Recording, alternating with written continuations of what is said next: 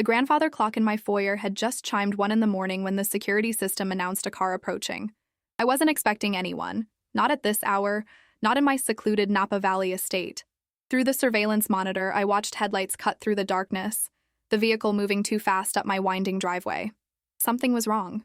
I tightened the sash on my silk robe and hurried downstairs, the marble cool beneath my bare feet. The car screeched to a halt, and even before my daughter emerged, I knew. A mother always knows. Emily stumbled out of her Mercedes, the one Liam had gifted her last Christmas, purchased with money he didn't have. Her face was illuminated briefly by the security lights, and the sight stopped my heart. My beautiful daughters. Mascara-streaked cheeks, her swollen lip, her trembling hands clutching that ridiculously expensive handbag as if it were a life preserver in a storm. "Mom," she whispered as I pulled open the heavy oak door. Just that one word carried years of pride swallowed, warnings ignored, love misplaced. She collapsed into my arms in the doorway, her body racked with sobs. I held her tight, feeling her designer dress damp with tears beneath my fingers. The scent of her perfume, Chanel, always Chanel, mixed with something else. Fear, pain, realization. "He hit me," she finally managed, her voice so small I barely heard it. For her, for Camille. The name hung in the air between us.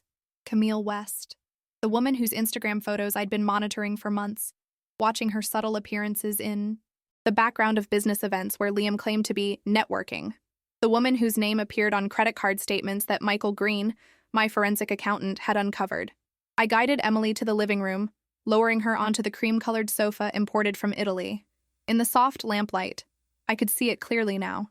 The reddened cheek, the beginning of a bruise along her jawline, the split in her lower lip. "Let me get some ice," I said, keeping my voice steady despite the rage building inside me. "No, Mom. Just stay with me." Her fingers clutched at my sleeve. "I should have listened to you. You tried to tell me." Yes, I had. For 3 years, I'd watched Liam Preston weave a web of deception around my daughter. I'd seen through his borrowed Rolex watches, the leased sports cars, the vague references to exclusive investment opportunities that never quite materialized. I'd noted how his credit cards mysteriously declined when the check arrived if sufficient company wasn't present to witness it. How the down payment for their dream house had mysteriously come from my accounts, despite his promises to repay it. But Emily had been blinded by his charm, his handsome face, his seemingly effortless entree into elite social circles, and perhaps by her own desire to prove she could make it without my interference, as she'd once called my concern. "Tell me what happened," I said, tucking a strand of her honey blonde hair behind her ear, careful to avoid the tender areas of her face. Emily's story spilled out in broken phrases, interrupted by moments of silent tears.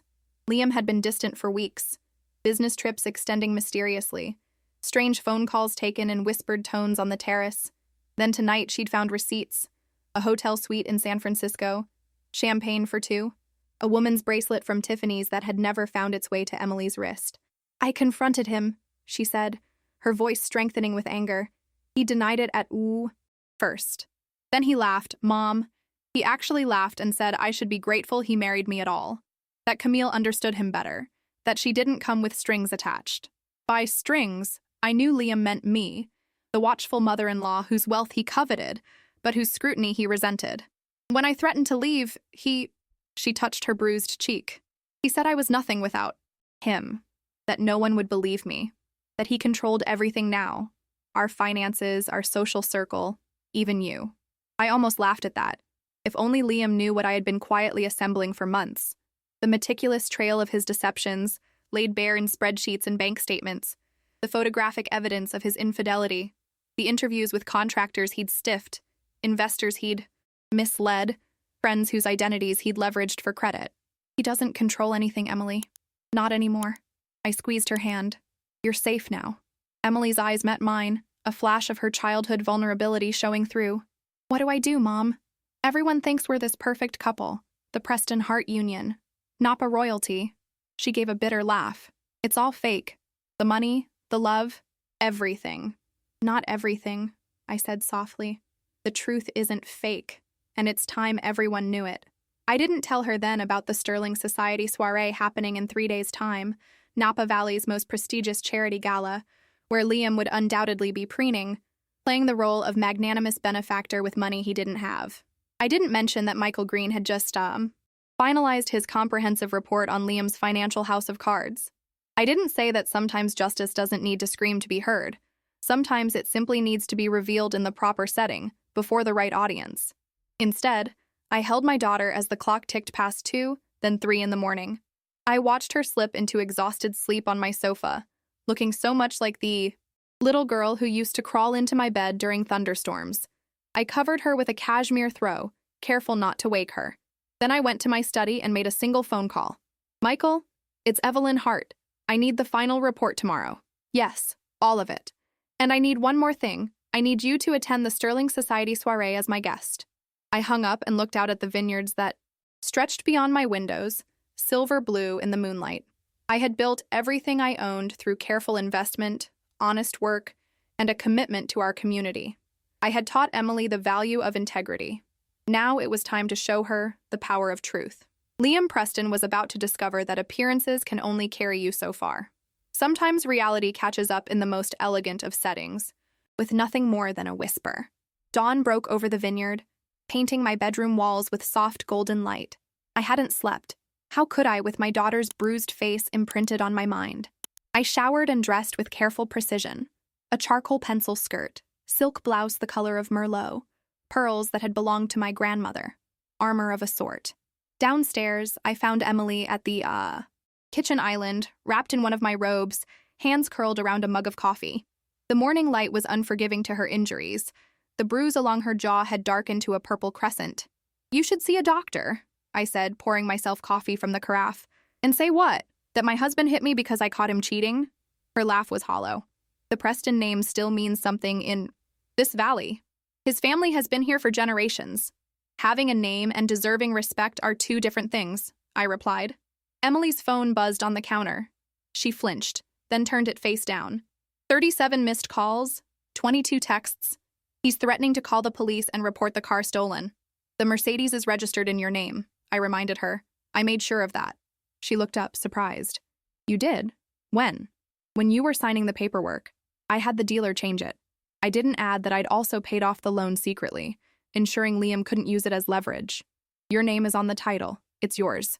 A small smile touched her lips, then faded as her phone buzzed again. I reached over and powered it off.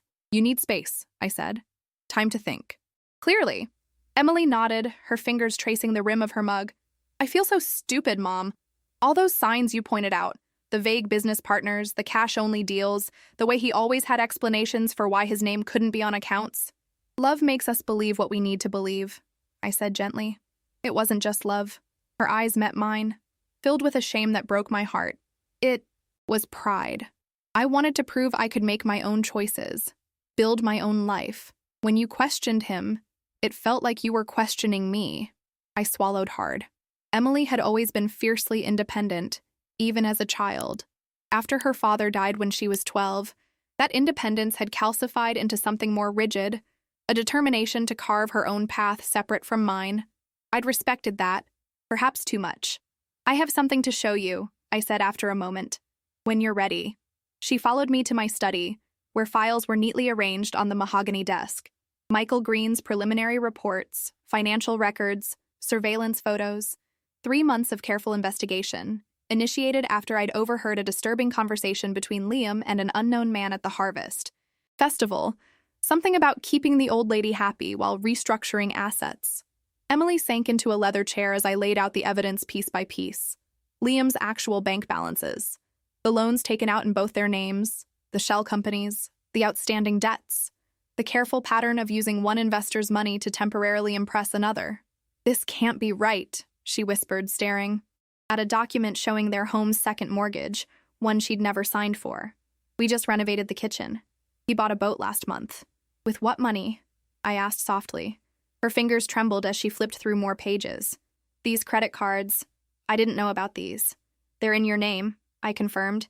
He's been building debt in your name for over a year. Tears welled in her eyes. Again. Why didn't you tell me all this sooner? I sat beside her, taking her hands in mine. Would you have believed me? Or would it have pushed you further away from me and deeper into his protection? She didn't answer, but her silence was confirmation enough. The doorbell rang. interrupting us. Through my security system, I saw Michael Green on the porch, briefcase in hand, his silver hair neatly combed, his posture as precise as his accounting. "Who's that?" Emily asked. "The man who compiled all this information, and the man who's going to help us take back your future." Michael's presentation was clinical, unemotional, exactly what we needed. He walked Emily through Liam's financial facade step by step, explaining how her husband had created an illusion of wealth while systematically draining actual resources. "The property in Sonoma is in foreclosure," Michael noted, flipping to another page. "The investment fund he claimed to manage doesn't exist beyond a shell website and some very creative photoshopping of documents." Emily's face hardened with each revelation. I watched my daughter transforming before my eyes, grief giving way to anger, confusion hardening into resolve. "What happens now?" she finally asked.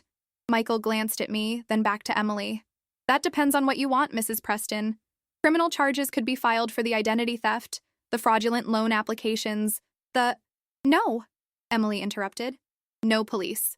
Not yet." She looked at me. "I don't want a scandal. I don't want to be pitied." I understood immediately.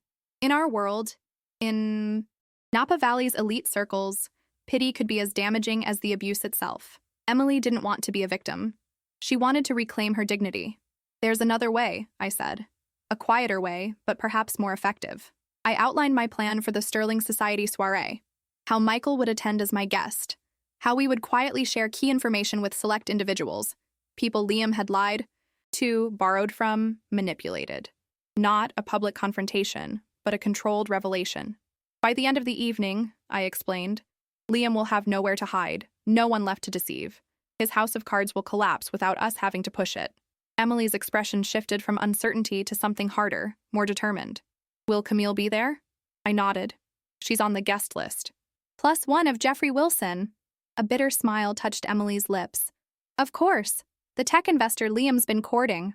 She looked down at her bruised hands. "She can have him, you know. I don't want him back." "This isn't about getting him back," I said. "This is about setting you free." Michael cleared his throat. "Mrs. Hart, there's one more thing you should know." He pulled out a final document. "Mr. Preston has been making inquiries about your estate, specifically about how his wife might access her inheritance should something happen to you." Emily's face went pale. "That's not possible. He wouldn't—" "He's a desperate man," Michael said simply. "And desperate men make dangerous choices." I wasn't shocked. Somehow, I'd always known Liam's ambitions extended beyond my daughter to my fortune. It was why I'd quietly updated my will last year, ensuring Emily's inheritance would be protected from marital claims. "Then we have no time to waste," I said, rising from my chair. "The soiree is in 2 days. Until then, Emily stays here, where it's safe." As Michael gathered his documents, Emily stood at the window overlooking the vineyard, her profile etched against the afternoon light. She seemed older suddenly, the girl I'd raised transformed by pain into a woman I was only beginning to know. "Mom," she said without turning, "all these years I thought you were controlling, interfering, but you were protecting me, weren't you?" "Always," I said softly, "even when you couldn't see it." She turned, her eyes clear now, resolved. "Teach me how to protect myself." The day before the Sterling Society soiree, my home transformed into a fortress of careful preparation. I arranged for a security detail, discreet, professional men who positioned themselves at the property's perimeter. Not because I truly believed Liam would attempt something violent, but because certainty is a luxury I could no longer afford. Emily spent the morning with my personal attorney, signing paperwork to freeze joint accounts and document her injuries. The photographs were clinical, brutal in their honesty. The bruise on her jaw now a watercolor of purple and yellow, the split in her lip still raw. I watched her face remain impassive as the camera clicked, her eyes focused on some distant point beyond the lens. "You don't have to do this," I told her after the attorney left. We sat in the sunroom, the vineyard stretching before us like a green sea. "Yes, I do." She squared her shoulders. "I let him isolate me, convince me that your concerns were just controlling behavior. I need to own that mistake." We were interrupted by the arrival of a florist's van, not a delivery I'd ordered. The security team intercepted the driver at the gate and called me. "Roses for Mrs. Preston," the guard reported over the intercom. "Card says they're from her husband." Emily's face tightened. "Send them back." "Wait," I said. "Let me see the card first." The guard brought it to me, an envelope with Emily's name in Liam's distinctive handwriting. Inside, a card with a single line, "Don't make me come find you." The threat was thinly veiled, couched in concern. Classic abuser. Tactics. The kind I'd read about obsessively since Emily arrived on my doorstep. "He's scared," I said, showing her the card. "He knows you can expose him." Emily took the card, tore it in half, then quarters. "He's always been good at making threats sound like love. I worry when you're out late. Those friends don't appreciate you like I do. Your mother's trying to come between us." She met my eyes. "I actually believed you were the problem, Mom. How could I have been so blind?" "Because he's an expert manipulator," I said, "and because you wanted to believe in the fairy tale." She winced. The fairy tale. God, our wedding. Remember how he insisted on the Silverado resort? How he overruled every budget concern with only the best for my bride? I remembered. I also remembered writing the check that covered most of those expenses. A loan that Liam had promised to repay once his major deal closed. My phone rang. Michael Green. "I have the final report," he said without preamble. "And something else you should see. Can I come over?" 30 minutes later, Michael spread documents across my dining table. The comprehensive forensic accounting report was damning. Enough, page after page detailing Liam's elaborate financial fiction. But it was the new information that made my blood run cold. "He's been systematically transferring funds from your joint accounts to an offshore entity," Michael explained, pointing to a series of transactions. "Small amounts at first, growing larger. The timing corresponds with his meeting Camille West approximately 8 months ago." Emily stared at the paper. "This is my clothing budget. And this was supposed to be for our anniversary trip." Michael nodded. "Over $200,000 in total. But here's what's concerning. The most recent transfer was yesterday, $30,000.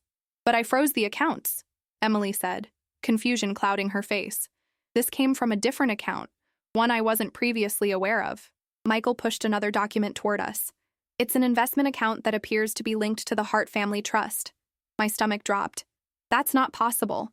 I'm the only one with access to trust accounts." "Not anymore." Michael's expression was grim.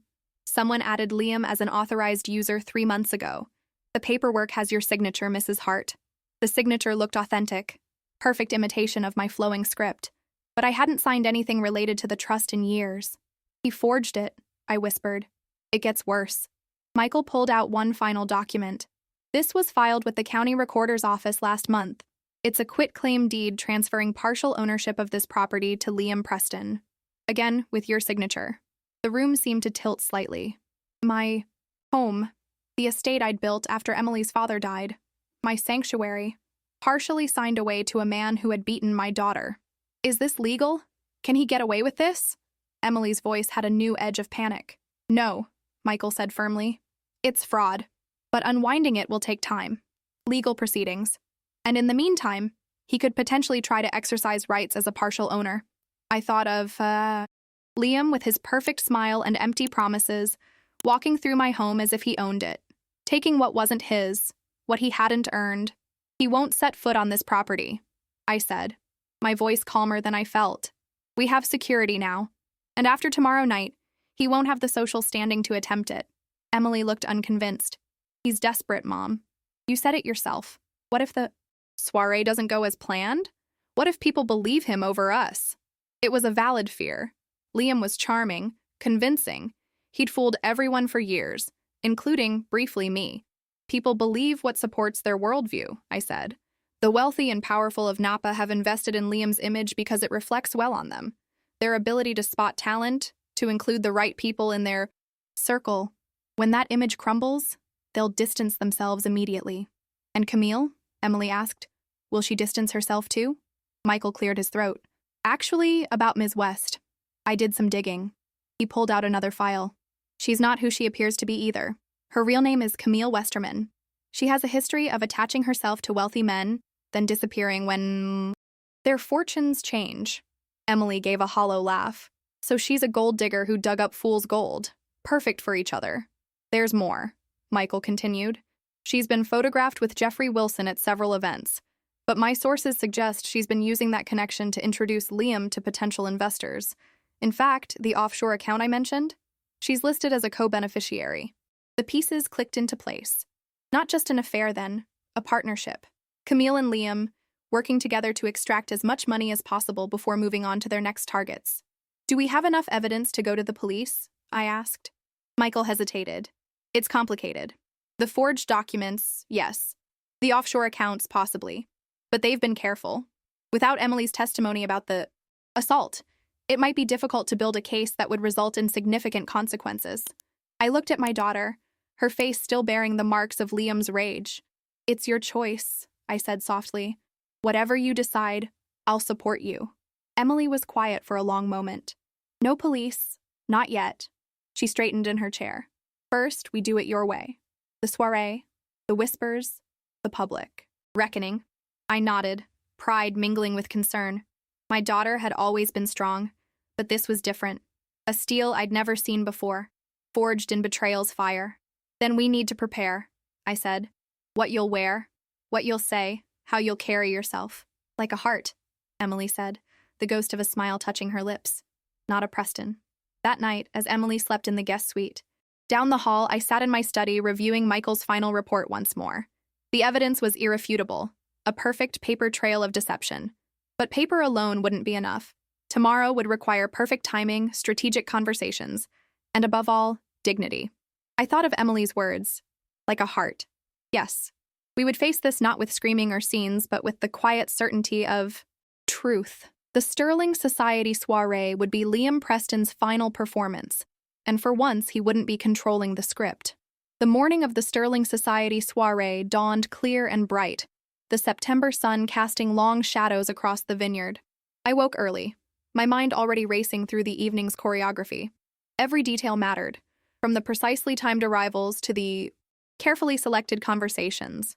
Emily appeared in the kitchen as I was pouring coffee, dressed in running clothes. You're up early, I observed. Couldn't sleep. She accepted a mug from me. I kept thinking about Liam waking up in our house, using my things, planning his next lie. I studied her face. The bruises had faded enough that skillful makeup would conceal them tonight. But the wound, beneath the surface, that would take longer to heal. Are you having second thoughts? I asked. About tonight? She shook her head firmly. No, but I am nervous. What if I see him and fall apart? What if I can't maintain the composure you're talking about? Then you look at me, I said simply, and remember who you are. After breakfast, we reviewed the plan once more. Michael would arrive, separately, circulating discreetly with key documents. I would speak with certain board members, people whose financial support Liam had courted under false pretenses. Emily would maintain a dignified distance, engaging only if approached directly. The goal isn't confrontation, I reminded her. It's revelation. At noon, my phone rang. Jeffrey Wilson, tech investor and unwitting connection to Camille West. Evelyn, he said when I answered, his voice unusually hesitant. I've been trying to reach Liam about our investment opportunity, but he's gone dark. Is everything okay? Perfect. An opening I hadn't anticipated. Jeffrey, I'm so glad you called. I kept my voice warm, concerned. I've been meaning to speak with you. There are some inconsistencies in Liam's representations that I think you should be aware of. Are you attending the soiree tonight? Of course. He sounded curious now. What kind of inconsistencies? The kind best discussed in person. Why don't we find a moment to chat this evening? And Jeffrey, perhaps come alone? I understand you've been bringing Camille West to events. A pause. How did you? Yes, we've been seeing each other. Is that relevant? It might be. I look forward to our conversation tonight. I hung up, satisfaction warming my chest. Jeffrey was influential, respected. If he turned against Liam, others would follow. The afternoon passed in careful preparation. Emily's stylist arrived at 3, a woman who had known our family for years, who gasped softly at Emily's fading bruises but asked no questions as she worked her magic with concealer and contour. By 6, we were both ready. Emily wore a midnight blue gown that emphasized her slender frame, her hair swept up to reveal the elegant line of her neck. I chose hunter green silk, conservative yet commanding. We stood side by side in the foyer mirror, 2 generations of heart women, chins lifted in identical determination. You look like you did at my college graduation, Emily said suddenly. Remember? When my advisor said I'd never finish my thesis on time, and you told him not to underestimate a heart woman? I smiled at the memory. You proved him wrong. We're about to prove everyone wrong, she said, a new confidence in her voice, including me. The drive to the Sterling Society venue was quiet, each of us lost in our thoughts. The Westerly Estate, Napa's most exclusive event space, glowed against the twilight sky, its stone facade illuminated by artistic lighting, vintage champagne waiting in crystal flutes on silver trays. The valley's elite were already arriving, women in designer gowns, men in tuxedos, air kisses exchanged between competing wineries and complementary businesses. Our car pulled up to the entrance. I squeezed Emily's hand. Ready? She took a deep breath. Ready. We stepped out together, immediately greeted by Margaret Sterling herself, the Society's founder and grand dame of Napa philanthropy. Evelyn! Emily! How wonderful to see you both! Margaret kissed the air near my cheek. Emily, darling, where's that handsome husband of yours? Emily's smile didn't falter. He'll be arriving separately. Business matters. Always working that one, Margaret said approvingly. Such ambition. If she noticed Emily's carefully concealed bruises or the tension in her posture, she gave no sign. We moved inside, into the glittering main hall where crystal chandeliers cast fractured light across marble floors. A string quartet played softly in one corner, the music almost lost beneath the gentle roar of social pleasantries. I scanned the room, identifying key players. The bank president who had approved Liam's business loans, the real estate developer whose name Liam had dropped to establish credibility, the winery owner whose distribution channels Liam had claimed to control, all present, all about to learn the truth. Michael Green appeared at my elbow, immaculate in his tuxedo, a leather portfolio, tucked discreetly under one arm. Mrs. Hart, Mrs. Preston. He nodded to us both. Everything is prepared. Thank you, Michael, I said. Has Mr. Preston arrived yet? Just pulling up now, according to security, with a guest. Emily stiffened beside me. Camille? Michael nodded. Apparently, Mr. Wilson arrived alone earlier. I placed my hand on Emily's arm, feeling the tremor beneath the silk of her gown. Remember, dignity above all, no matter what he does or says. She drew herself up, shoulders back. I won't give him the satisfaction of seeing me break. Across the room, the main doors opened. Liam Preston entered, radiating the confidence of a man who believed his own fiction. His tuxedo was perfectly tailored, his smile practiced and warm as he greeted acquaintances. Beside him, Camille West glided in a red dress that left little to the imagination, her hand possessively tucked into the crook of Liam's arm. They hadn't seen us yet. I watched Liam scan the room, the momentary flicker of relief on his face when he didn't immediately spot Emily. He was worried. Good. Let's get a drink, I murmured to Emily, steering her toward the bar. Give him time to settle in, to feel secure. The fall is harder that way. As we waited for our champagne, I noticed Jeffrey Wilson approaching us, his expression troubled. The first domino was about to fall. Jeffrey Wilson's approach was deliberate, his eyes flicking between Emily and me with newfound wariness. He kissed my cheek in greeting, nodded to Emily with genuine concern. Evelyn, Emily, he said quietly, I've been reviewing some troubling information that came to my attention this afternoon. Would either of you care to enlighten me? I glanced around the glittering room, noting Liam's position near the west entrance, still holding court with a small circle of admirers. Camille had drifted to a nearby champagne station, her red dress a beacon in the sea of more conservative attire. Perhaps somewhere more private, I suggested, guiding Jeffrey toward a small alcove partially hidden by a massive floral arrangement. Emily followed, her posture rigid but composed. Once secluded, I nodded to Michael, who produced a single document from his portfolio and handed it to Jeffrey. A summary page. The tip of the iceberg, but enough to make the point. Jeffrey's eyes scanned the page, his expression darkening with each line. These offshore transfers, they're from funds I invested with Liam for the Silverado Ridge development. Emily's sharp intake of breath confirmed what I'd suspected. She hadn't known about this particular deception either. The development that conveniently never broke ground, I said softly. Despite the promotional materials, the glowing projections, the exclusive investors. Dinners at your expense. Jeffrey looked up, his face flushed with anger. $2 million. My money. Funneled through shell companies and into... His finger jabbed at the paper. Who the hell is C. Westerman? Perhaps you know her better as Camille West, Emily said, her voice steady despite the slight tremor in her hands. My husband's mistress, and apparently his business partner. Jeffrey's gaze snapped to Emily's face. really seeing her for the first time that evening, perhaps noticing the careful makeup concealing her bruises or the new hardness in her eyes. "My God," he whispered. "Emily, I had no idea." "Few people did," she replied. "Liam is very good at maintaining appearances." Jeffrey folded the paper, tucking it into his jacket pocket. "What do you need from me?" I smiled slightly. "Simply your discretion for the next hour, and perhaps when the moment comes, your willingness to confirm what you now know." He nodded once, decisively. "Consider it done." As Jeffrey moved away, I saw him stop briefly beside Margaret Sterling, murmuring something in her ear.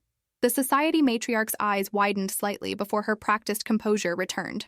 "Perfect." Athawow. First whispers had begun. Emily touched my arm. "Mom, Liam's looking for me. I think he's realized I'm here." I followed her gaze. Indeed, Liam was scanning the room more intently now, his charm momentarily forgotten as he searched for his wife. When he spotted us, his face underwent a remarkable transformation. Concern replacing annoyance, relief smoothing away calculation. "Remember," I murmured, to Emily, "you owe him nothing. Not explanations, not forgiveness, not even anger." She straightened her shoulders. "I know exactly what I owe him." Liam wove through the crowd toward us, leaving Camille momentarily abandoned mid-conversation. His approach was careful, measured. The concerned husband, nothing more. "Emily," he said warmly, reaching for her hand. "I've been so worried. Why haven't you answered my calls?" Emily allowed his touch, but didn't return it. I needed space to think, Liam. His eyes darted to me, a flash of irritation quickly masked. "Evelyn, I might have guessed you'd be involved." His smile was practiced. Perfect. "Family matters should stay in the family, don't you think?" "I couldn't agree more," I replied smoothly. "Which is why I'm concerned about the partial, ownership claim you filed on my property. That hardly seems like keeping matters in the family." The briefest flicker of surprise crossed his face before he laughed. "A simple misunderstanding with the paperwork. Nothing that can't be sorted out privately." He turned back to Emily, his voice lowering. "Darling, let's not air our disagreements here. The car's outside. We can go home and discuss this like adults."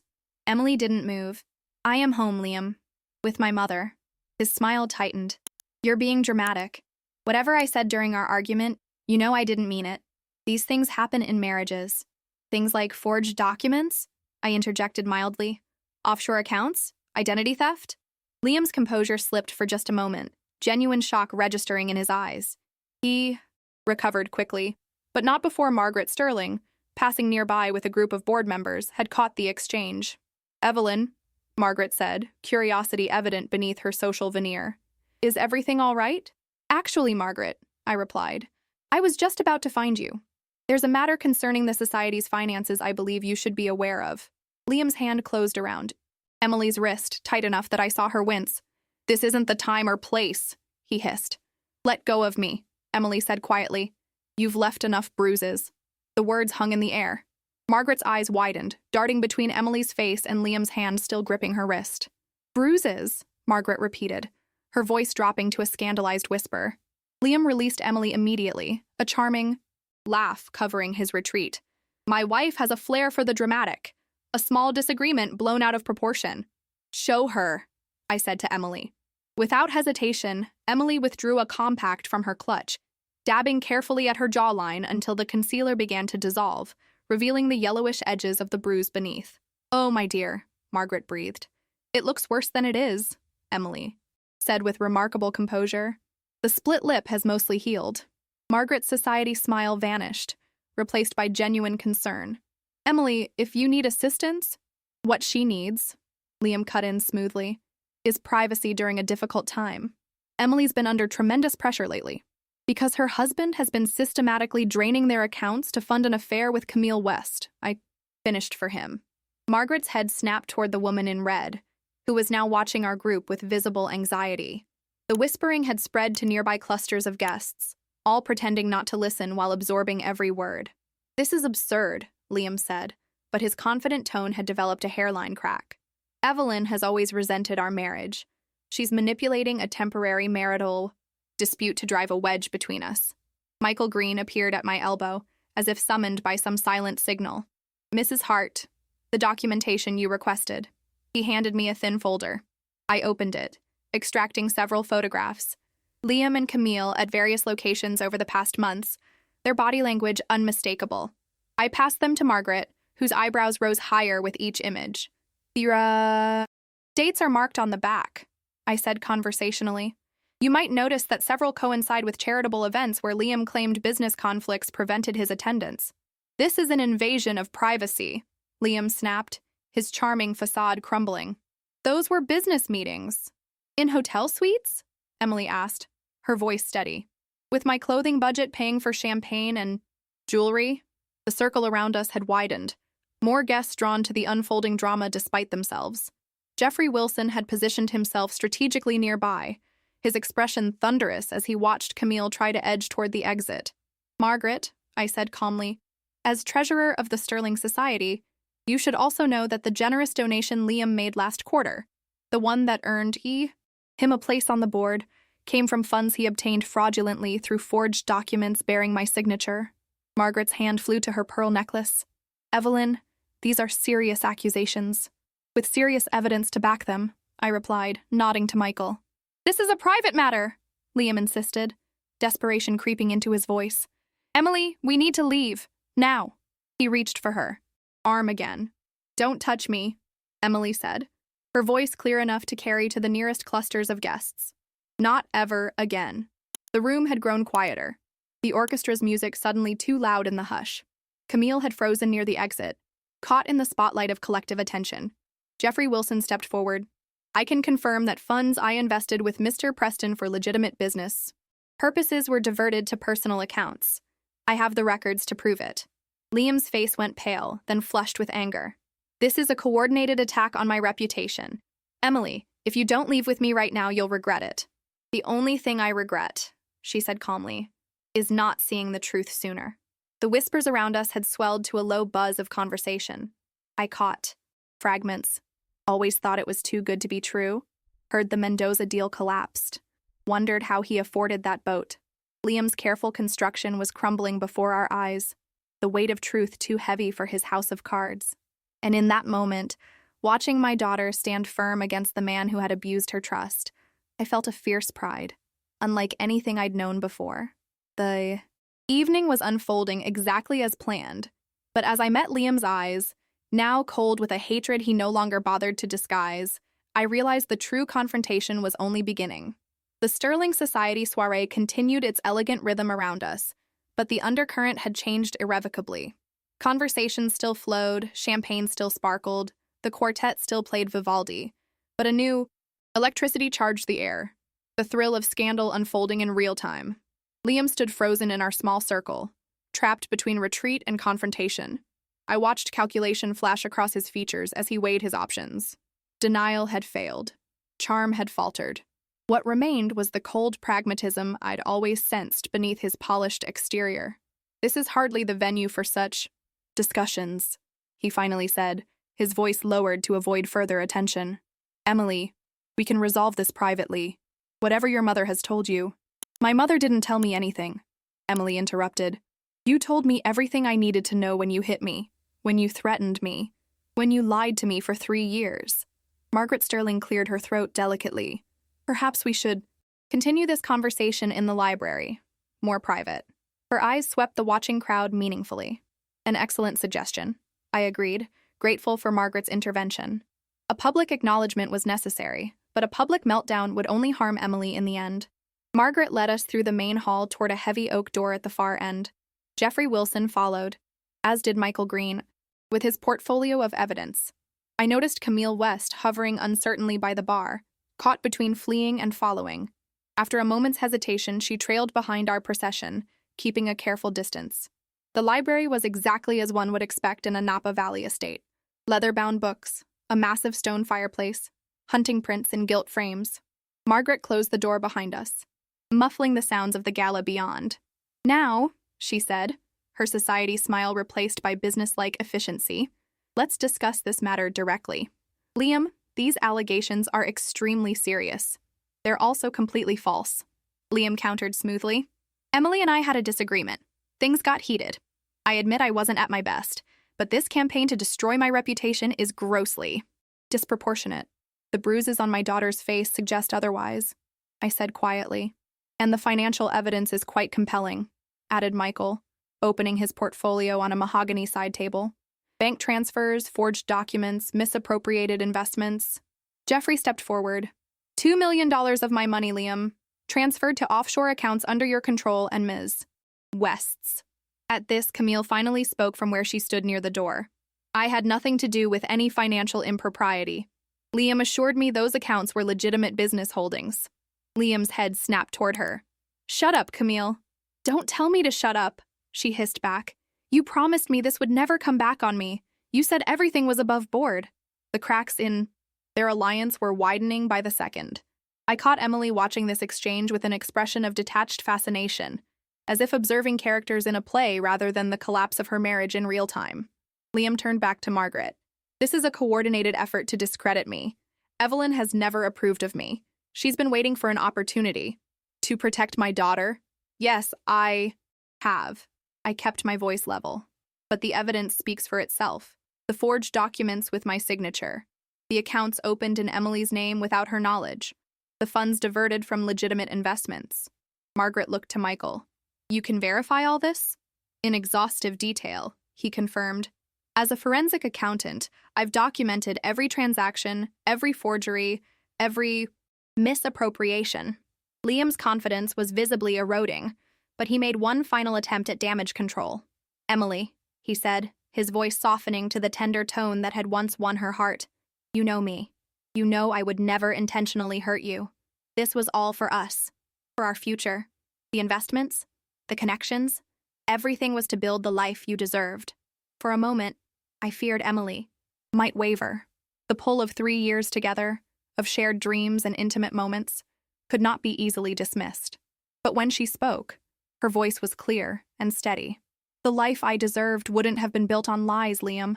It wouldn't have included finding hotel receipts for you and Camille, or discovering credit cards in my name that I never signed for. It certainly wouldn't have included being thrown against our bedroom wall when I confronted you. Margaret inhaled sharply at this last detail. Jeffrey looked away, uncomfortable with the intimate nature of the revelation. But Emily continued, her eyes fixed on Liam. I wanted so badly to believe in you, in us. I defended you to everyone who questioned your stories, your sudden wealth, your exclusive connections, your convenient business trips. I was your biggest advocate, and all the while you were stealing from me, cheating on me, planning for a future that apparently didn't include me at all. Liam's expression hardened. That's not true. Camille was a mistake, a distraction. The money? I was going to pay it all back once the deals came through. What deals? Jeffrey demanded. The vineyard expansion that never happened? The resort development that exists only on paper? The exclusive import partnership with no actual products? Camille edged closer to the door. I should go. This is between you and your wife. Don't move, Margaret said with unexpected authority. You're as involved in this as he is. Liam's composed facade finally shattered. This is ridiculous. You have no right to hold us here. Emily, this has gone far enough. We're leaving. He strode toward my daughter, hand outstretched to grasp her arm. Emily didn't flinch. Touch me again, and I'll have you arrested. The police report is already filed, dated from the night you hit me. I haven't pursued charges yet, but I can. Immediately. He froze, his hand suspended in air between them. The threat of legal consequences, public, irrefutable consequences, seemed to finally penetrate his armor of denial. You wouldn't, he whispered. She hasn't, I clarified. That was her choice. A kindness you don't deserve. But should you threaten her again, or attempt to access accounts in her name, or continue spreading lies about her mental state, which I understand you've been suggesting to several people here tonight, that kindness will end. Margaret looked between us, her social training temporarily overridden by genuine distress. I had no idea. Liam, if these allegations are true, they are, Jeffrey confirmed grimly, and they go beyond personal matters. The Sterling Society itself has been compromised.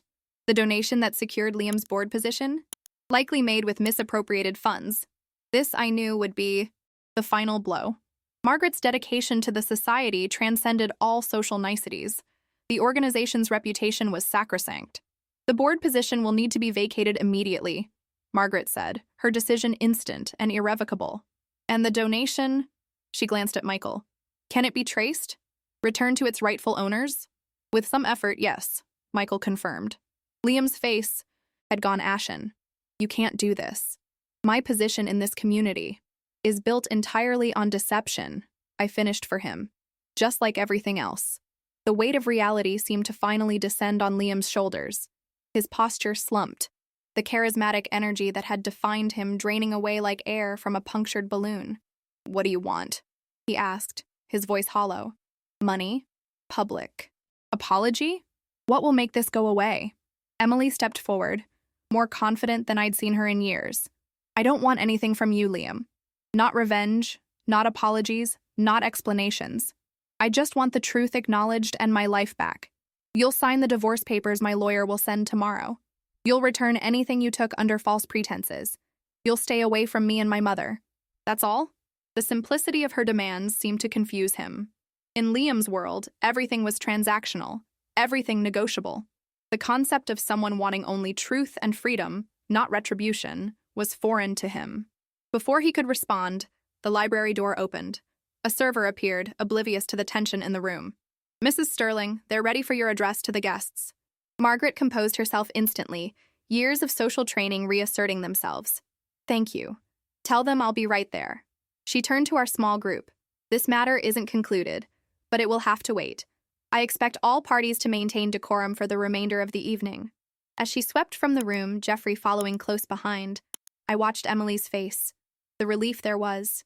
Palpable, not joy, not vindication, but the quiet release of a burden too long carried.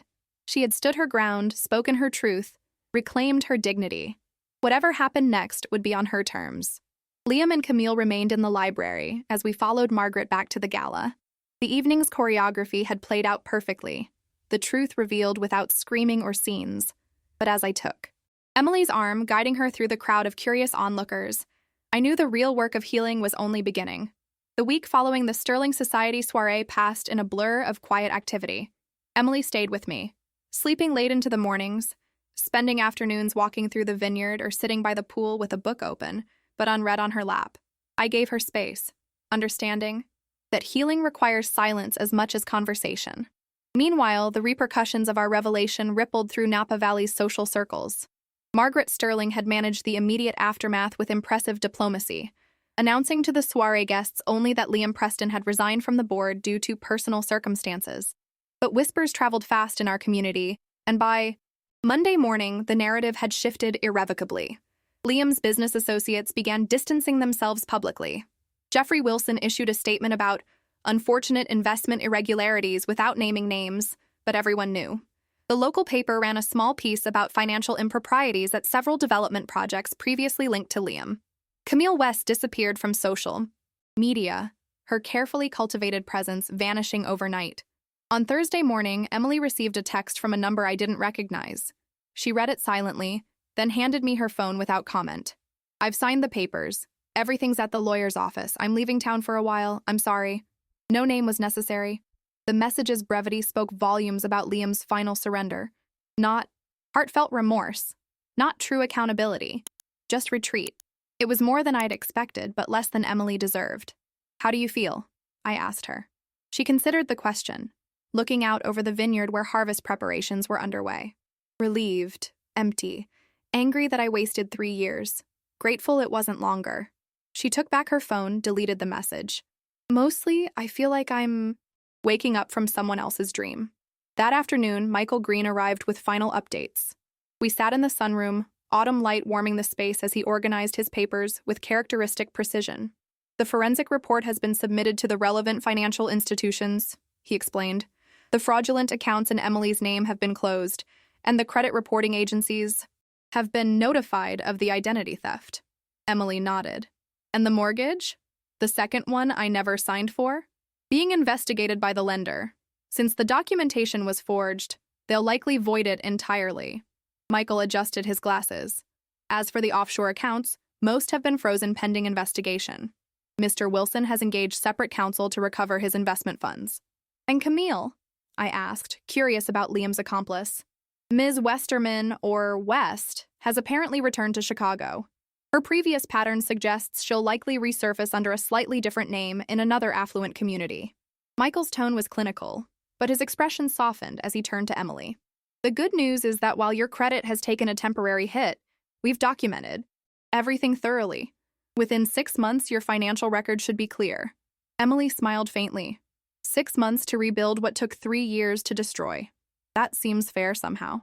After Michael left, Emily and I ate dinner on the terrace, watching the sunset behind the western hills. The evening was mild, golden light bathing the vineyards in a gentle glow that had always reminded me of Renaissance paintings, beauty touched with melancholy. I spoke with Dad today, Emily said suddenly, setting down her wine glass. I blinked in surprise. Emily rarely mentioned her father, who had died when she was 12. What do you mean? Not literally. I went to his grave this morning. First time in years. She traced the condensation on her water glass. I realized something I'd never connected before. I married Liam 3 years after Dad died. Almost to the day. The significance wasn't lost on me. You were looking for security. Someone to fill that void. She nodded. Liam seemed so confident, so in control. Everything Dad was. A sad smile touched her lips. But Dad was genuinely those things. His strength was real. Liam was just performing. Your father would be proud of how you handled yourself at the soiree, I said softly. Standing your ground with dignity, not letting anger consume you. I learned that from you. Emily met my eyes directly. All those years I thought you were controlling, overprotective. You were showing me how to be strong without being cruel, how to stand up for yourself without tearing others down. Tears pricked my eyes. Unexpected and welcome. The gulf that had grown between us during her marriage was closing, word by careful word. What will you do now? I asked. She considered the question, looking out over the vineyards that had been her childhood playground. Heal, work, remember who I am without someone else defining me. She smiled, more genuinely this time. Maybe finish that business degree I put on hold. When I got married. You could work with me at the foundation, I suggested. No pressure, but we have that education initiative starting in January. Maybe, she said, neither accepting nor rejecting the idea. This new Emily was learning to hold possibilities without immediately committing, a wisdom hard-earned. The next morning brought unexpected visitors. Margaret Sterling's silver Mercedes pulled up our driveway shortly after breakfast, followed by a familiar black Tesla, Jeffrey Wilson's car. I met them in the foyer, curious about this unannounced visit. Margaret looked every inch the society matriarch in a tailored blazer and pearls, but her expression was warmer than her usual social mask. Evelyn, she said, embracing me briefly. I hope we're not intruding. Is Emily available? She's in the garden. I'll get her. Actually, Margaret said, I'd like to speak with you first, if that's all right. I led them to the living room, noting Jeffrey's uncharacteristic quietness. Once seated, Margaret came directly to the point. The Sterling Society Board met yesterday to discuss recent events. The donation Liam made, we've decided to return it to its rightful owner once identified. But that leaves us with a significant budget shortfall for our educational scholarship program. I nodded, beginning to see where this was heading. That's unfortunate. Jeffrey has made an extraordinarily generous offer to replace the funds, Margaret continued, but we'd like to restructure the program entirely, make it more transparent, more impactful. Jeffrey spoke for the first time. What Margaret is dancing around is that we'd like you to take Liam's place on the board, Evelyn, specifically to oversee the scholarship program. I hadn't expected this. I'm flattered, but there's more, Margaret interrupted. We'd also like to create a new position, a paid one, Program Director for Educational Initiatives. We thought Emily might be interested given her background in education before her marriage. The thoughtfulness of the offer touched me deeply. Not charity, Emily would hate that, but legitimate opportunity. A chance for her to rebuild not just financially but professionally, doing work that had once meant everything to her. I can't speak for my daughter, I said carefully, but I think she might be very interested in discussing it. As if, summoned by our conversation, Emily appeared in the doorway, garden shears in one hand, a small bouquet of late roses in the other. Seeing our visitors, she hesitated. Emily, I said, Margaret and Jeffrey have something they'd like to discuss with you about the Sterling Society's educational programs. She set down the flowers, joining us with a curious expression. As Margaret outlined the proposal, I watched my daughter's face, the caution giving way to genuine interest, the spark of purpose reigniting in her eyes. For the first time since she'd appeared on my doorstep that fateful night, Emily looked truly alive, engaged with a future she could shape herself. Later, after our visitors had gone, Emily and I walked among the vines, the afternoon sun warm on our shoulders. "I think I'll take the position," she said. "Not because I need rescuing, but because it's good work. The kind Dad would have approved of." I squeezed her hand. He would have. And so do I. 6 months passed, seasons turning from autumn's golden splendor to winter's stark simplicity, and then to spring's tentative renewal. In that time, Emily moved from my guest suite to a small cottage on the eastern edge of the property. Close enough for comfort, but separate enough for independence. She threw herself into her work with the Sterling Society, revitalizing the scholarship program with innovations that drew attention from educational foundations across California. The divorce was finalized without drama or confrontation. Liam had indeed left town, reportedly relocating to Seattle, where his particular brand of charismatic deception could have a fresh start. Camille West was rumored to be in Palm Beach, already attached to another wealthy businessman. They faded from our lives like characters written out of a script, their absence more relief than loss. I focused on my own projects, giving Emily space to rebuild while remaining available whenever she needed me. Our relationship found a new equilibrium. No longer mother and child, not quite friends, but something richer. Two women who had weathered a crisis together and emerged stronger for it. On a perfect May evening, with the vineyard in full bloom and the air scented with jasmine, we hosted a small gathering at the estate.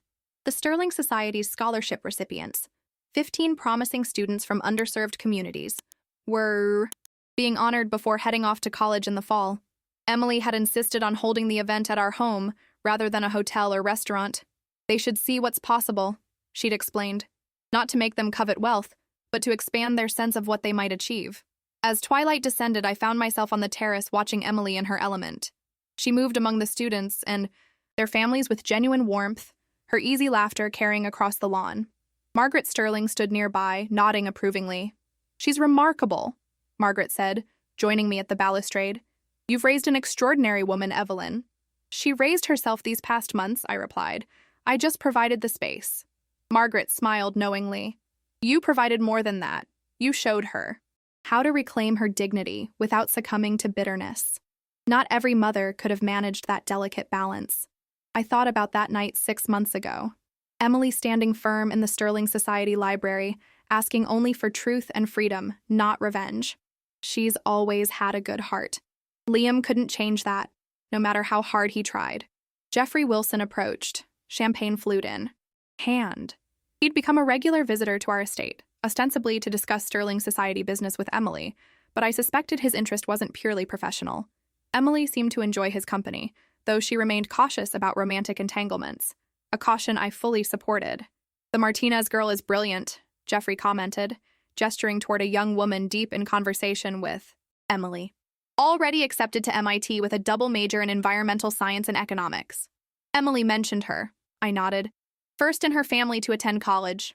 And now with a full scholarship thanks to your daughter's advocacy," Jeffrey added. "She fought hard for that one when the board wavered on the amount." Pride warmed my chest. This was Emily's true nature. Passionate, principled, generous. Everything Liam had tried to diminish or exploit. As the evening progressed, Emily clinked a spoon against her glass, gathering everyone's attention for a toast. The setting sun bathed her in golden light as she stood before the assembled guests, confidence evident in her posture and voice. 6 months ago, I thought my life was ending," she began candidly. "I won't bore you with the details, but I found myself at a crossroads, forced to decide what kind of person I wanted to be when everything familiar had been stripped away." A hush fell over the gathering. Even the students, normally restless at formal events, seemed transfixed by her honesty. What I discovered was that when the worst happens, when you lose your certainty, your security, even your sense of self, you have a rare opportunity to rebuild with intention. Her eyes found mine across the crowd. With the right support, crisis becomes transformation. She raised her glass. "Today we celebrate 15 young people standing at the threshold of their futures, each one carrying dreams that deserve to be realized. May you build lives of integrity, purpose, and truth. May you surround yourselves with people who lift you up rather than diminish you. And may you remember that your worth is never determined by someone else's estimation." The toast was met with enthusiastic applause. As conversations resumed, Emily made her way to my side, her smile genuine if a little wistful. "That was beautiful," I said, squeezing her hand. "I meant every word." She looked out over the gathering. Scholars, parents, community members all mingling on our lawn as twilight deepened to dusk. It's strange. If Liam hadn't shown his true nature that night, I might still be living that half-life, never knowing what I was capable of. You would have discovered it eventually, I assured her. Your true self was always there, waiting. We stood in comfortable silence, watching fireflies begin their evening dance among the lavender borders. After a moment, Emily spoke again. The foundation called today about the Women's Shelter Project. They want to expand it to 3 more counties. That's wonderful news. They asked if I'd consider taking on a leadership role. She turned to me, her expression both excited and hesitant. It would mean more responsibility, more public speaking, putting myself out there in a way I haven't before. Are you concerned about Liam? About him seeing you in a public role? She considered this, then shook her head. No, I'm done organizing my life around his potential reactions. This is about me being ready to step fully into my own light. Pride swelled in my chest, almost painful in its intensity. You've always had your own light, Emily. It never went out. It just got temporarily dimmed. She smiled, the confidence in her expression now entirely her own. I know that now. She gestured toward the gathering, where Jeffrey was deep in conversation with one of the scholarship recipients' fathers. Jeffrey asked me to dinner next week. Just the 2 of us. And what did you say? I said I'd think about it. She gave a small shrug. I'm not ready for anything. Serious. But I'm not closing myself off either. That feels like letting Liam win. Taking your time isn't the same as hiding, I pointed out. You get to set the pace of your own healing. Emily nodded, her gaze drifting back to the celebration spread across our lawn. You know what Dad used to say? The truth doesn't need to shout to be heard. I smiled at the memory. Her father had been a man of quiet integrity, someone who believed in living his values rather than merely professing them. He would be so proud of the woman you've become. Of both of us, Emily corrected gently, for finding the strength to stand together when it would have been easier to scream or fight or sink to Liam's level. As darkness fell completely, the estate lights illuminated the gardens, creating pools of golden warmth throughout the property. Emily excused herself to speak with the scholarship recipients, moving through the crowd with a grace that had nothing to do with the social polish Liam had so valued, and everything to do with genuine compassion. I watched her go. This daughter who had arrived broken on my doorstep 6 months ago and now moved through the world with renewed purpose. The night's gentle breeze carried fragments of conversation, laughter, music, a tapestry of sounds that spoke of community and connection, of lives intersecting in meaningful ways. In that moment, I understood the true measure of our victory, not in Liam's downfall or public humiliation, but in what remained when his deception was stripped away. Truth, resilience, and the quiet dignity of living with integrity. Emily had reclaimed not just her finances or reputation, but her essential self, the woman she was always meant to be. And watching her now, illuminated by both lamplight and purpose, I knew with absolute certainty that real wealth had nothing to do with mansions or status or appearances. Real wealth was measured in truth, in courage, and in the freedom to live without lies.